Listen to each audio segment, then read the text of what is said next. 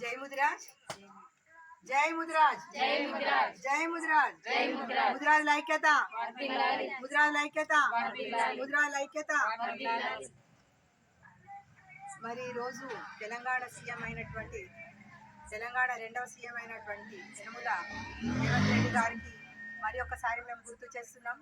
మీరు మేనిఫెస్టోలో పెట్టిన విధంగా, కామారెడ్డిలో డిక్లరేషన్ చేసిన విధంగా ఇప్పటి వరకు మా ముదిరాజులకు బీసీఏ ఇంప్లిమెంట్ చేయలేదు. మీరు అన్నీ ఒకటి ఒకటి ఇంప్లిమెంట్ చేస్తున్నారు, చాలా సంతోషం. మరి అదేవిధంగా ఒక కార్పొరేషన్ మాత్రం పేరు కోసం బోర జ్ఞానేశ్వర్ అన్న గారికి కార్పొరేషన్ చైర్మన్గా చేశారు. ఇప్పటి వరకు నిధులు లేవు.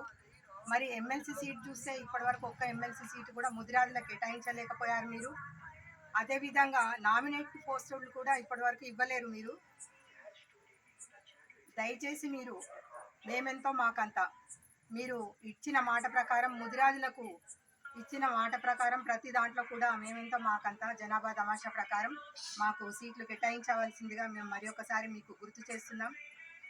అదేవిధంగా మరి ఎమ్మెల్సీ సీట్లు ఒక్కటి కూడా మరి నీలం మధుగారికి కానీ, మహబూబ్నగర్ ముదిరాజ్ బిడ్డ సంజు ముదిరాజుకి కానీ ఒక్కటి కూడా ఎమ్మెల్సీ సీట్ మీరు కేటాయించలేకపోయారు. ఈ పరిపాలన కరెక్ట్ కాదని అందరూ కూడా ముదిరాజులకు తెలుసు. ప్రతి ఒక్క ముదిరాజు బిడ్డలారా, అన్యాయం జరిగినప్పుడు ప్రతి ఒక్కరికి గళం విప్పండి, ప్రశ్నించండి. ప్రశ్నించలేనప్పుడు బానిసత్వమే మీకు మిగిలేది. ఇప్పటి వరకు కూడా 70 సంవత్సరాలు అవుతుంది. వజ్రోత్సవాలు కూడా చేసుకున్నాం, కానీ ముదిరాజుల బతుకులు ఎక్కడ వేసిన గొంగడి అక్కడే ఉంది. దయచేసి ముఖ్యమంత్రి గారు ఈ విషయం మీరు గమనించి ముదిరాజులకు వెంటనే న్యాయం చేయవలసిందిగా, జీవో నంబర్ 15 ఇంప్లిమెంట్ చేయవలసిందిగా మీకు మా ముదిరాజుల తరఫున డిమాండ్ చేస్తున్నాం, వినయపూర్వక విజ్ఞప్తి చేస్తున్నాం. ఈ విషయాన్ని మీరు దృష్టిలో పెట్టుకొని ముదిరాజులకు వెంటనే న్యాయం చేయవలసిందిగా మేము మరి ఒకసారి మిమ్మల్ని గుర్తు చేస్తున్నాం. జై ముదిరాజ్, జై ముదిరాజ్, జై ముదిరాజ్, ముదిరాజ్ ఐక్యత, ముదిరాజ్ ఐక్యత. సీఎం గారు ఏమన్నారు?